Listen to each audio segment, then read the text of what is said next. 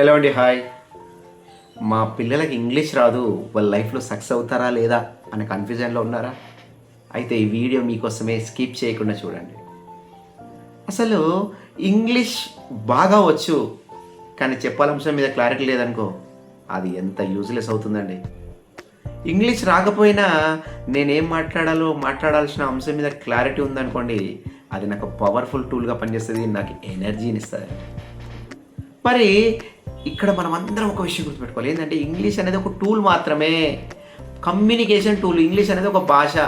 భాష ఏం చేస్తుంది? మన ఆలోచనలు ఎదుటి వాళ్ళకి ట్రాన్స్ఫర్ అవుతాం, ఎదుటి వాళ్ళ ఆలోచనలు మనకు ట్రాన్స్ఫర్ అవుతాయి. దీనికి పనిచేస్తుంది.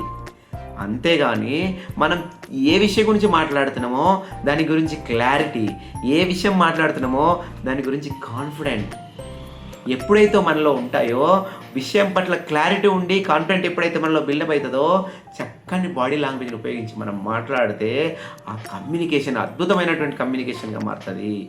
అప్పుడు మన పిల్లలు ఒక ఎంటర్‌ప్రెన్యూర్ అయినా సరే, ఒక బిజినెస్ మ్యాన్ అయినా సరే, ఒక ట్రైనర్ అయినా సరే, ఏ రంగంలో ఉన్నా అద్భుతమైనటువంటి కమ్యూనికేషన్ అనేది డెవలప్ అవుతుంది కాబట్టి వాళ్ళు సక్సెస్ అవుతారు. అంతేగాని ఇంగ్లీష్ లేకపోతే సక్సెస్ ఎవ్వరు అనేది అవాస్తవం.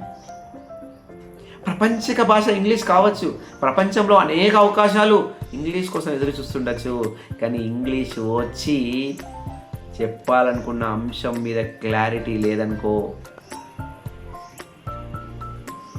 ఈ ప్రపంచం మనల్ని యాక్సెప్ట్ చేయదు. So if you want acceptance, don't think about the language which is very very very important. అని ఏదైతే మనం ఊహాగానంలో ఉన్నామో ఆ ఊహను వదిలేసేయండి. సో మీ కమ్యూనికేషన్ డెవలప్ చేసుకోండి. ఇలాంటి కమ్యూనికేషన్లో మీరు మాస్టరీ కావాలనుకుంటే don't forget to subscribe my channel. This is your Raju జంగిలి. Thank you very much.